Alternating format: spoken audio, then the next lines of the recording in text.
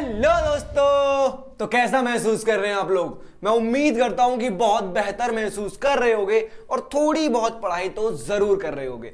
बाकी तुम्हारी पढ़ाई में तुम्हारा साथ देने, तुम्हारा हाथ बटाने हम आ चुके हैं और आज लेके आए हैं अरिथमेटिक प्रोग्रेशन के वो सारे क्वेश्चंस जो सीबीएसई ने दिए हैं अपने क्वेश्चन बैंक में बोर्ड 2027 के लिए। तो इतना इंट्रो काफी है ये बताने के लिए कि ये चीजें कितनी इंपॉर्टेंट हैं। तो सीधा मैं तुमको सीधा क्वेश्चंस के पास लेके चलता हूं और क्वेश्चंस बोलूं तो केस स्टडीज हमारे पास हैं। ठीक है, तो चलो केस स्टडी ध्यान लगाते हैं और सीधा अपनी स्टडीज शो करते हैं कि हमने कितना पढ़ा है। केस स्टडी करके दिखाते हैं। India is competitive manufacturing location. India एक ऐसी जगह है मैन्युफैक्चरिंग के लिए जहां पे बहुत ही कंपटीशन है। किस वजह से कंपटीशन है शायद आगे दिया होगा। Due to the low cost of man power. आदमी बहुत सस्ता है, इंडिया में आदमी बहुत सस्ता है जिसकी वजह से बहुत ज्यादा कंपटीशन है मैन्युफैक्चरिंग सेक्टर में। सिर्फ वही नहीं, हर जगह ही बहुत कंपटीशन है। क्यों? क्योंकि आदमी बहुत ज्यादा है यार, पॉपुलेशन बहुत ज्यादा है, मैन पावर बहुत सस्ती है। And strong technical and engineering capabilities. थोड़ी तारीफ भी करी है। क्या तारीफ है? कि स्ट्रॉन्ग टेक्निकल और इंजीनियरिंग कैपेबिलिटीज हैं हमारे पास जो कि कंट्रीब्यूट करती हैं टू द हायर क्वालिटी। मतलब क्वालिटी बेहतर होती है जिसकी वजह से। तो फालतू की बातें अभी तक हो रही हैं। प्रोडक्शन, ठीक है, फालतू की बात है। The production of TV sets in a factory. एक फैक्ट्री के अंदर टीवी बनते हैं, ठीक है भाई। Increases uniformly by a fix number every year. तो क्या हो रहा है, उस फैक्ट्री के अंदर हर साल एक फिक्स नंबर बढ़ता है। जैसे मान लो आज इस साल 100 बने और माना 10 बढ़ते हैं हर साल, तो अगली साल 110 बनेंगे, फिर 120 बनेंगे, फिर 130 बनेंगे, 140 बनेंगे। मतलब हर साल एक फिक्स नंबर है जो बढ़ता जाता है, वही उतना ही ऐड हो रहा है हर साल। ठीक है, जो कि अच्छी चीज नहीं है एक कंपनी की ग्रोथ के लिए। तो आगे देखें, it produced 16,000 sets in the 6th year. मतलब पहले ईयर कंपनी स्टैब्लिश हुई, कुछ बनाया उसने, फिर हर साल कुछ नंबर बढ़ाते गए।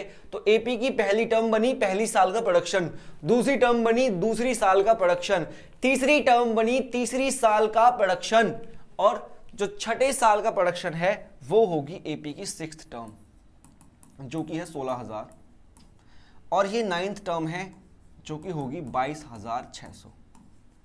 ठीक है, समझने वाली चीज है। और डिफरेंस क्या होगा? डिफरेंस वही है जो हर साल प्रोडक्शन ये बढ़ा रहे हैं। ठीक है, इतनी सी सिचुएशन हमको दी हुई है कि एक कंपनी है जो टीवी सेट्स बनाती है और हर साल कुछ नंबर बढ़ता है। ये जो बोला है कि हर साल कुछ नंबर बढ़ता है और एक फिक्स नंबर बढ़ता है, उसका मतलब यही है कि एक एपी में चीजें आ रही हैं।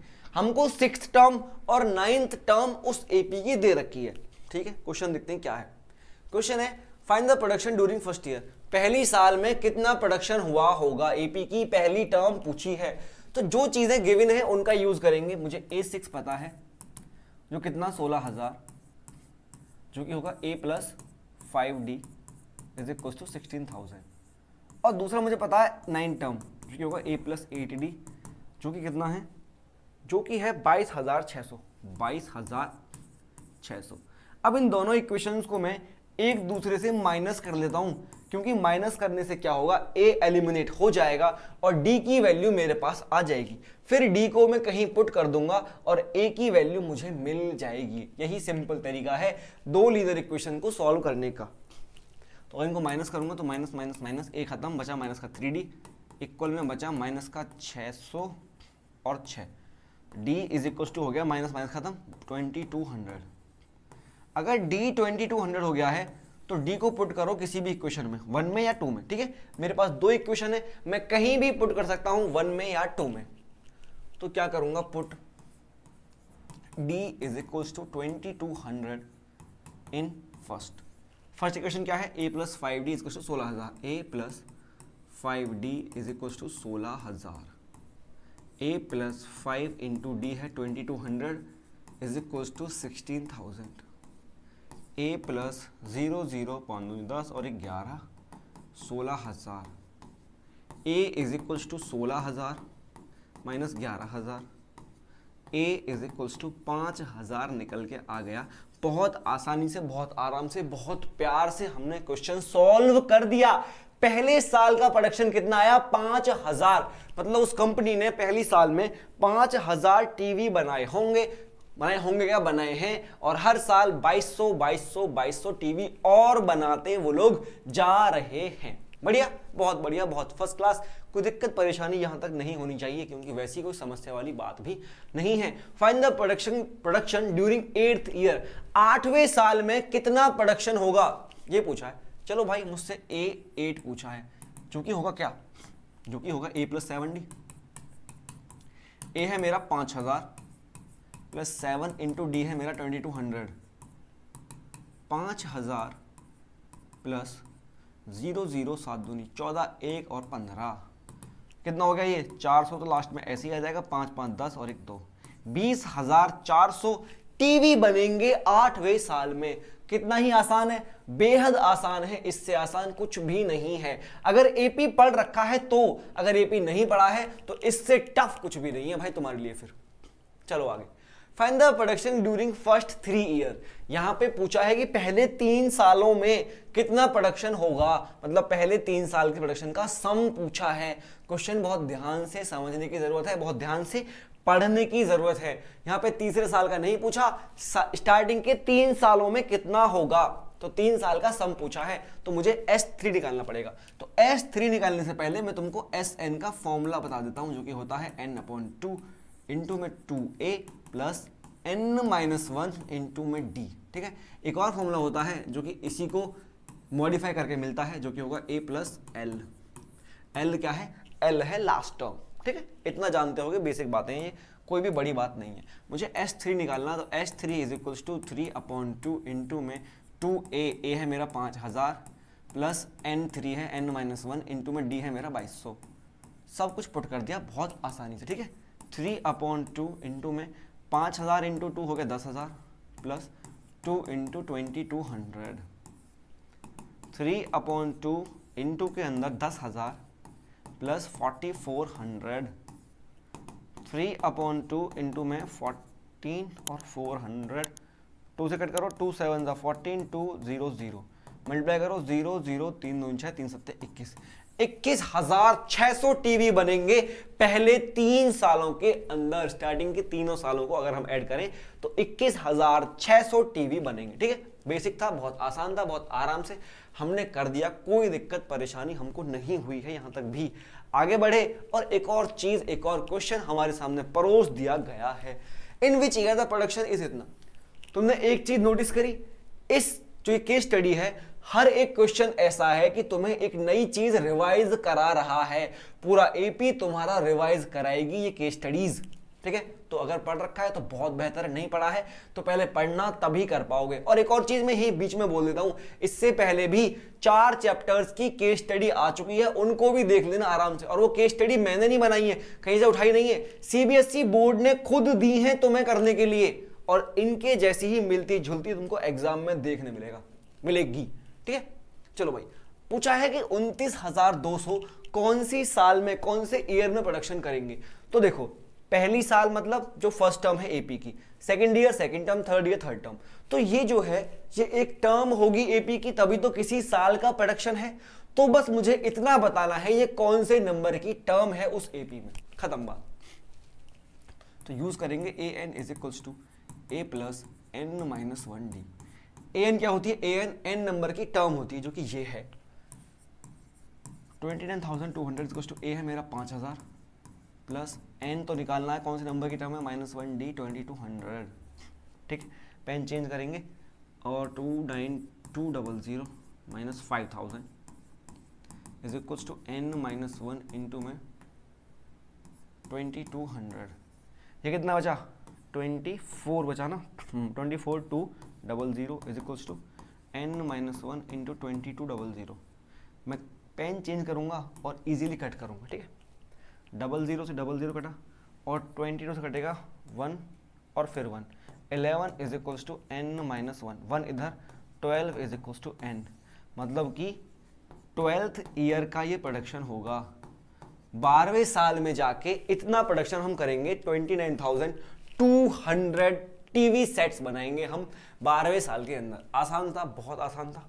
उतना भी नहीं था, क्योंकि तुम्हें बस हो सकता है लैंग्वेज परेशान करे। ऐसे क्वेश्चंस करोगे तो बहुत आसानी होगी पेपर में, वरना तो फिर पेपर में जाके साइंटिस्ट बनोगे। Find the difference of the production during 7th year and 4th year. पूछा है 7वें ईयर में और 4th ईयर में जो टीवी सेट्स बने उनमें डिफरेंस कितना है। अब एक आम बच्चा कैसे करेगा? एक आम बच्चा करेगा कि 7वें साल में कितना हुआ है वो निकालेगा, 4th ईयर में कितना हुआ है वो निकालेगा, और फिर उनका डिफरेंस करेगा। लेकिन एक समझदार बच्चा कैसा करेगा वो देखो। हमें क्या चाहिए? हमें चाहिए A7 माइनस A4, ठीक है। A7 क्या होगा? A plus 6D minus A4 होगा A plus 3D, A plus 6D minus A minus 3D। A से A खत्म, क्या खत्म कर दिया मैंने? ये बचा कितना? 6D माइनस 3D, 3D ही बचा। 3 इंटू डी है 2200, आंसर आ गया 6600।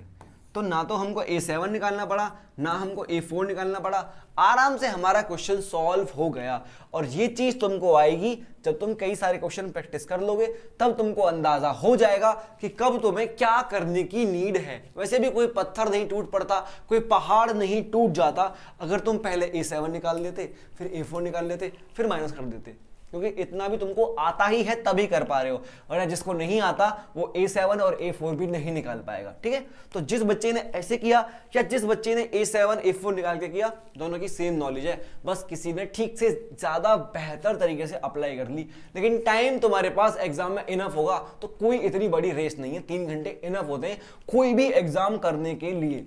कभी भी टाइम कम नहीं पड़ता, तुम्हारी स्ट्रेटेजी खराब होती है।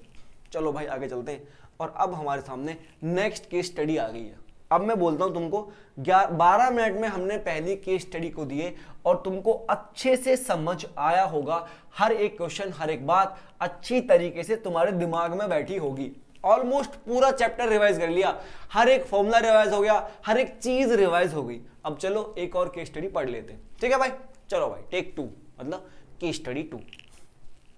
योर फ्रेंड, तुम्हारा मित्र वीर, तुम्हारा एक प्यारा दोस्त Veer wants to participate in a 200 metre race, एक 200 मीटर की रेस में हिस्सा लेना चाहता है। He can currently run that distance in 51 second. लेकिन वीर में आज इतनी क्षमता है कि वो 200 मीटर 51 सेकेंड में भाग सकता है। अब तुम जरा कमेंट करके बताना कि तुम 200 मीटर कितनी देर में भाग सकते हो, ठीक है। हालांकि वीर तो काफी धीमा भाग रहा है, 200 मीटर 51 सेकेंड से बहुत कम में लोग दौड़ लेंगे, ठीक है। And with each day of practice it takes him 2 second less. ओ क्या बात है।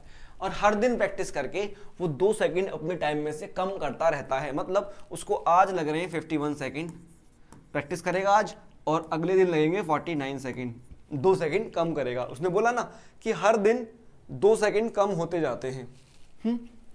और आज प्रैक्टिस करेगा, फिर 47 डेज लगेंगे, फिर 45 डेज लगेंगे, ऐसे ऐसे करके ये हमारा एक AP बन गया है, जिसका A है 51 और D है मेरा -2। आगे पूछा है he wants to do in 31 second. क्या बात है यार, बहुत ही एम्बिशियस इंसान है। वो चाहता है कि मैं 31 सेकेंड में ये कंप्लीट करूं, ये उसका गोल है, ये उसका एम है, ठीक है।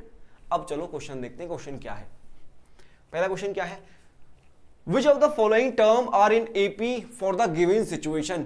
गिवन सिचुएशन के लिए कौन सा AP है? अरे सिंपल सी बात है, 51 53 बढ़ेगा क्यों?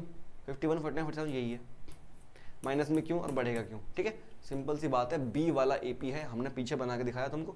51 49 47 45 और ऐसे चलता जाएगा आगे तक। हालांकि बहुत आगे नहीं जाएगा।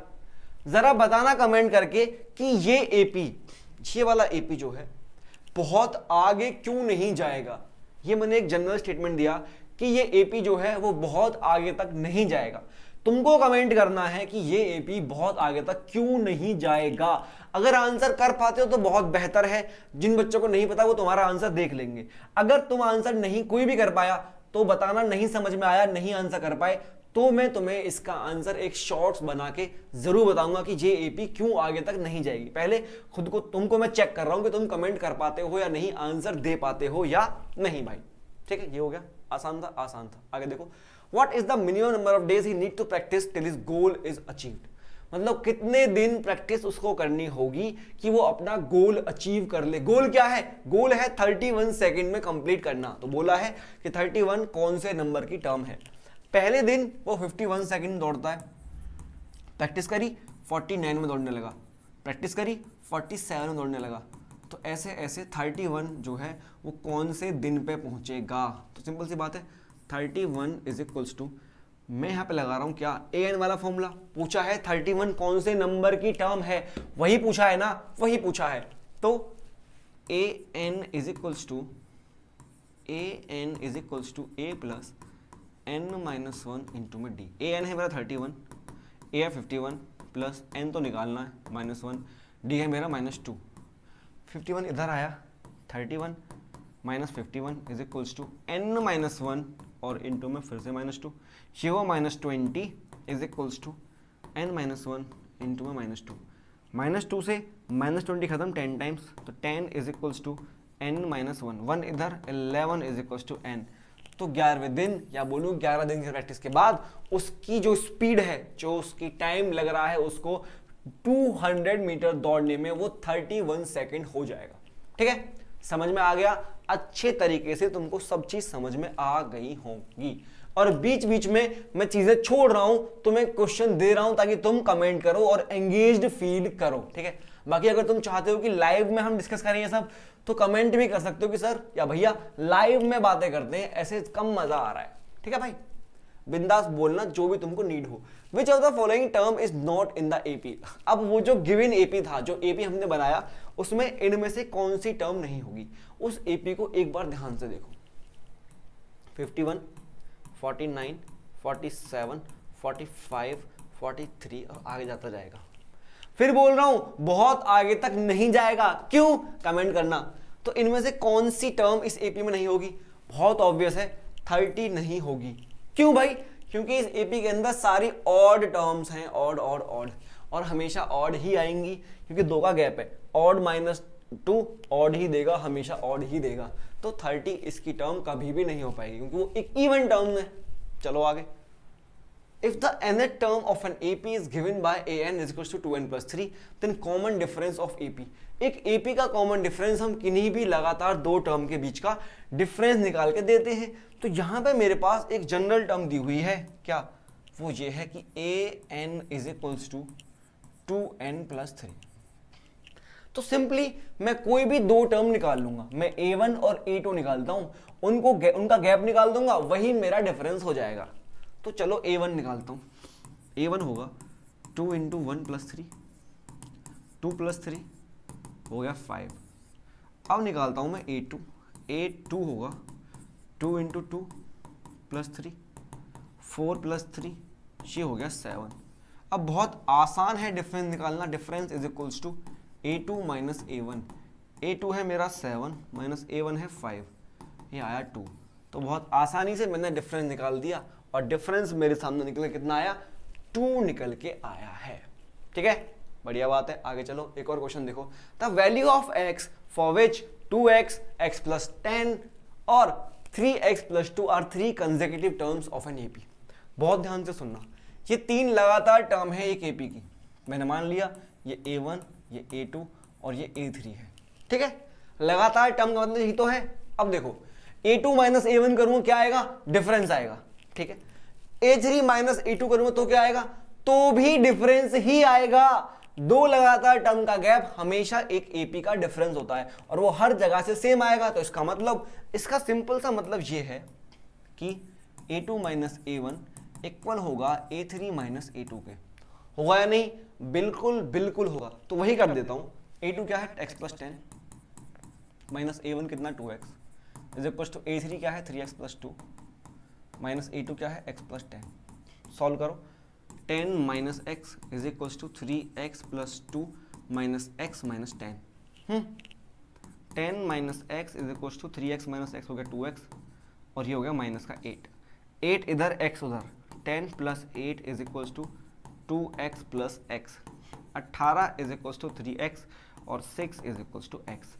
तो x की वैल्यू 6 आ गई, जो कि हमने बहुत आराम से सॉल्व कर ली। सिंपल सा कंसेप्ट लगाया, बहुत आसान सा कंसेप्ट लगाया कि 2 टर्म का गैप हमेशा सेम रहेगा, कि नहीं भी 2 टर्म के बीच का गैप, 2 टर्म लगातार होनी चाहिए। सिंपल सा था, 3 टर्म दी हुई थी, पूछा था x की वैल्यू बताओ, तो यहां से गैप लिया, यहां से गैप लिया और दोनों गैप को इक्वल रखा। क्यों? क्योंकि एपी की पहचान है ना, एपी की यही तो पहचान है कि जो गैप है वो हर जगह सेम रहेगा। ठीक है, तो we are done with this case study 2 और आगे हमारे पास एक और केस स्टडी है और इसको हमने 8 मिनट में खत्म किया है। तो तुमने देखा हमारी स्पीड बढ़ती ही गई है। पहली केस स्टडी 12 मिनट में करी और इसको हमने 8 मिनट में किया। अब इसको देखते हैं। योर एल्डर ब्रदर, आपके बड़े भाई wants to buy a car, बड़े भाई काफी बड़े हो गए, वो अब कार खरीदना चाहते हैं। And plans to take loan from a bank for his car, और वो कोशिश कर रहे हैं, प्लान कर रहे हैं कि बैंक से लोन ले लूं कार के लिए। भाई चलो लेते हैं, लोन लेते हैं। ही रिपेज हिज टोटल लोन ऑफ इतना, अच्छा लोन जो है, जो लोन हमारे भाई लेने वाले हैं वो है 1,18,000 का, ठीक है। चलो बाकी पैसा उनके पास होगा, इतना कम पड़ रहा होगा तो लोन ले लिया। बा paying every month starting with the first instalment of 1000। अब ये जो लोन उन्होंने लिया है इसका वो चुकाएंगे। कैसे चुकाएंगे? वो हर महीने 1,000 रुपए की किस्त देंगे और स्टार्ट करेंगे पहले महीने से 1,000 रुपए से। और if he increase the instalment by 100 रुपए एवरी मंथ, मतलब हर महीने वो 100 रुपए बढ़ाते जाते हैं। तो पहले महीने वो 1000 रुपए पे करेंगे, फिर 1100 पे करेंगे, फिर 1200 पे करेंगे, फिर 1300 पे करेंगे। तो ऐसे ऐसे ये एपी बन गया है जिसका फर्स्ट टर्म है 1000, उसका डिफरेंस है 100, है ना एक मामूली सा एपी, बिल्कुल बहुत प्यारा, बहुत हल्का, बहुत बच्चे जैसा एपी हमारे सामने है। चलो क्वेश्चन देखते हैं। क्वेश्चन पूछेगा क्या? The amount paid by him in 30th instalment, मतलब 30वें इंस्टॉलमेंट में कितना पैसा देगा? तो वो होगा a + 29d। ए है मेरा 1000 प्लस में 29d है मेरा 100। ये हो गया 1000 + 2900 हो गया 3900। बहुत आराम से कर दिया मैंने 3900, बहुत आराम से, बहुत हल्के तरीके से हम पहुंच गए। ज्यादा जद्दोजहद नहीं करनी पड़ी, इजी ही था सब कुछ। आगे देखें। The amount paid by him in 30 instalments, कितना फर्क है इन दोनों क्वेश्चंस में? जमीन आसमान का फर्क है। पहले में पूछा कि जो 30th इंस्टॉलमेंट होगी उसमें कितने रुपए दिए, दूसरा है कि 30 इंस्टॉलमेंट जो आज तक दे चुका हूं कितना पैसा दे चुका हूं। तो सम पूछा है, पूरे 30 इंस्टॉलमेंट्स का सम पूछा है इसके अंदर। तो S30 क्या होगा?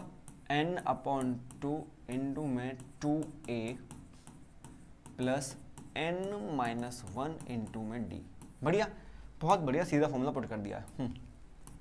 30/2 मैं चाहूं तो कट कर सकता हूं, लेकिन मैं वेट कर रहा हूं थोड़ा कैलकुलेशन इजी करने के लिए। ये हो जाएगा 2000 प्लस 2900, ठीक है। हाँ बढ़िया है। 30/2 इंटू में 4900, यहीं पे कट करें, यहीं पे करते हैं 2 से 2 to the 4 और ये कितना हुआ 2 4 the 8 2 4 the 10 2450 मल्टीप्लाई करो 0 0 3 5 15 कैरी 1 3 4 12 और 1 13 3 दूनी 6, यही 635 3 दूनी 6 7 भी तो आएगा भाई, कैरी भी तो है 73500 73500। इतना पैसा हमारे भैया चुका चुके मतलब पे कर चुके हैं। कितने में? 30 इंस्टॉलमेंट में इतने पैसे हमारे भाई जी पे कर चुके हैं बैंक को, ठीक है। बढ़िया, समझ में आ गया ना? ठीक है भाई, चलो आगे। What amount does he still have to pay ऑफर नहीं, आफ्टर 30th इंस्टॉलमेंट, 30वीं इंस्टॉलमेंट देने के बाद भी कितना पैसा देना बाकी है? टोटल लोन था मेरे पास 1,18,000 का, 30 इंस्टॉलमेंट तक मैं इतना वापस कर चुका हूं 73,500। तो बस इनका डिफरेंस कर दो, इतना बाकी है 0 0 5 5 10 1 4 4 4 8 7 4 11 44500 इतना पैसा अभी मुझे और देना है। सॉरी, मुझे नहीं, आपके भाई को, आपके एल्डर ब्रदर को इतना पैसा अभी और वापस करना है बैंक को, ठीक है। आसान था, आसान ही था। नहीं था, अगर तुमको आसान नहीं लग रहा है तो यकीन मानो तुम्हारे कंसेप्ट क्लियर नहीं है, तुमने एपी ठीक से नहीं पढ़ा है। देखो जरा, if the total instalments are 40 then amount paid in the last instalment. अगर टोटल 40 इंस्टॉलमेंट बनी है तो बोल रहा है कि 40वीं इंस्टॉलमेंट में कितना पैसा जाएगा, ठीक है।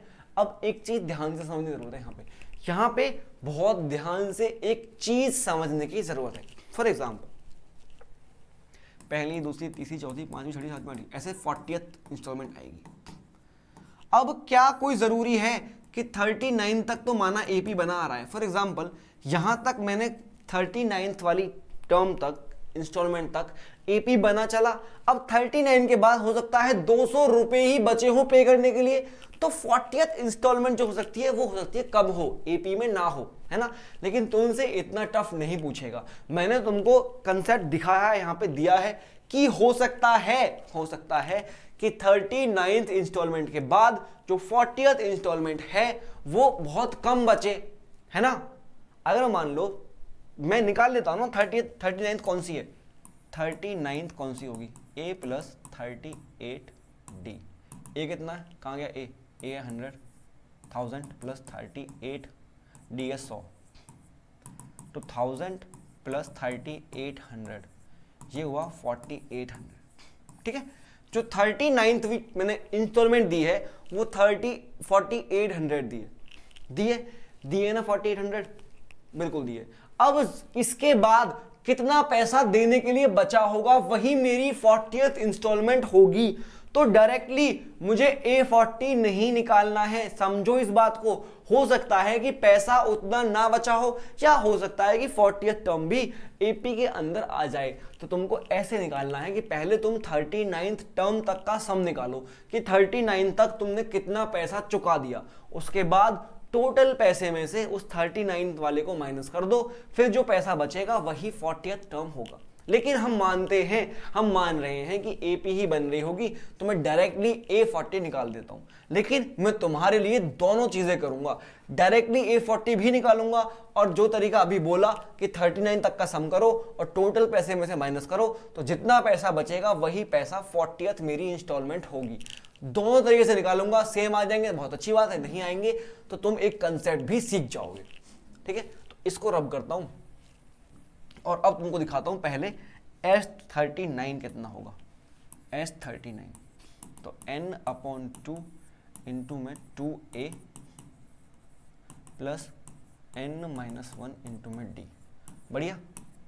39/2 इंटू में 2000 प्लस 3800, 39/2 इंटू में हो गया 4800, कट करो हो गया 2400।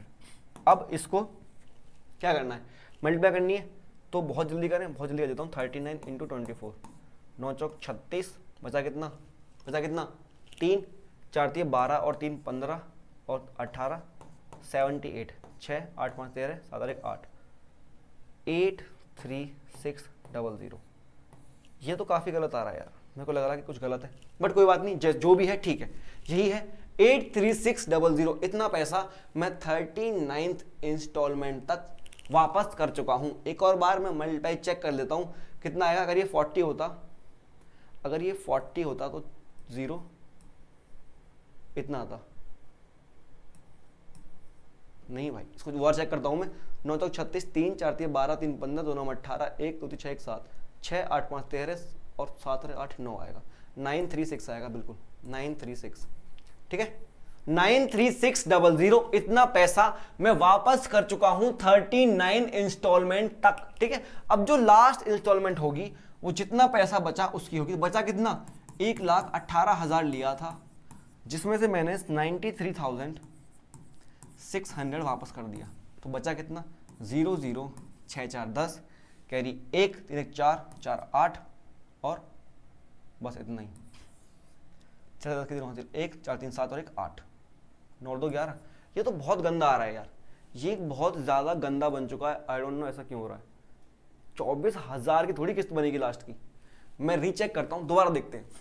If the total instalments are 40, अगर टोटल 40 इंस्टॉलमेंट हैं, then the amount paid in the last instalment. तो मैंने दो बातें बोली कि हम निकाल लेते हैं पहले 39th इंस्टॉलमेंट तक का सम, तो हम वही कर रहे हैं। n/2 इंटू में 2a plus n-1 into D, 2000 plus 3800।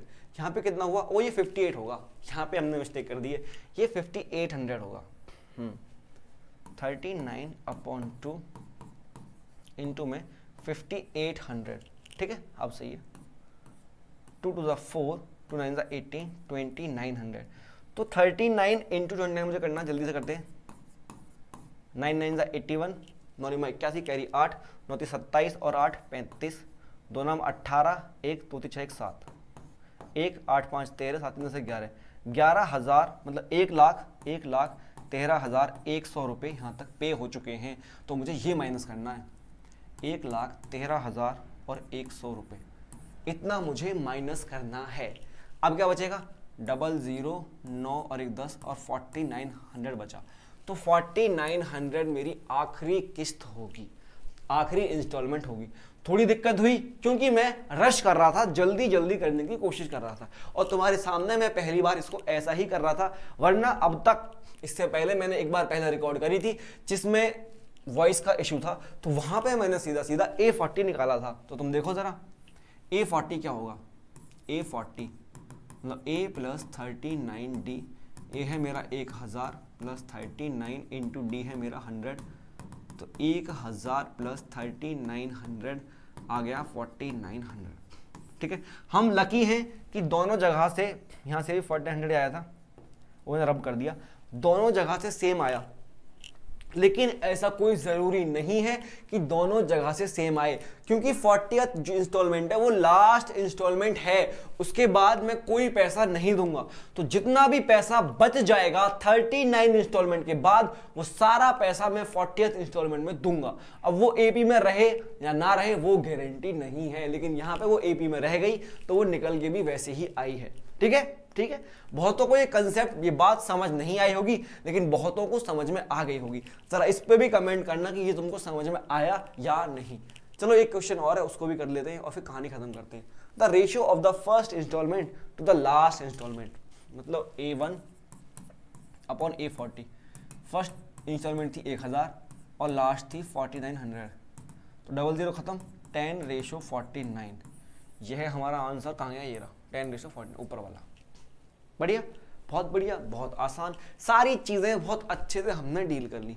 अब तुम्हारा बहुत बहुत धन्यवाद ये वाली क्लास अटेंड करने के लिए। हम हर एक चैप्टर का क्वेश्चन बैंक डिस्कस करेंगे जो CBSE ने हमको परोसा है। लेकिन अभी मैं जो उम्मीद कर रहा हूँ, जितने चैप्टर तुम्हारे स्कूल में हो गए होंगे या तुमने पढ़ लिए होंगे, उतने ही करा रहा हूँ।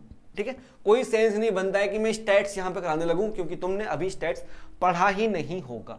तो जब मुझे लगेगा या जब मैं पढ़ा दूंगा, तब उसके बाद मैं वो केस स्टडीज कराऊंगा, वो क्वेश्चन बैंक कराऊंगा। ठीक है, कोई भी दिक्कत, कोई भी परेशानी हो किसी भी क्वेश्चन में, या फिर कुछ कमेंट करना हो, कोई अपनी राय देनी हो, तो बिंदास कमेंट सेक्शन ओपन है। अपनी बातें रखो, लाइव चाहिए उसकी बातें रखो, रिकॉर्डेड बेहतर है वो बातें रखो, कोई चैप्टर पढ़ना है वो बातें बताओ, बस बोलो, जो चाहिए वो बोलो, हर एक चीज यहाँ पे तुमको मिलेगी। बहुत बहुत धन्यवाद ये सब देखने के लिए। चैनल को सब्सक्राइब करके रख लेना आने वाली और चीजें अच्छे से समझने के लिए और अपनी बोर्ड की प्रिपरेशन को थोड़ा पुश देने के लिए। बाय बाय, ध्यान रखो, मौज मस्ती काटते रहो।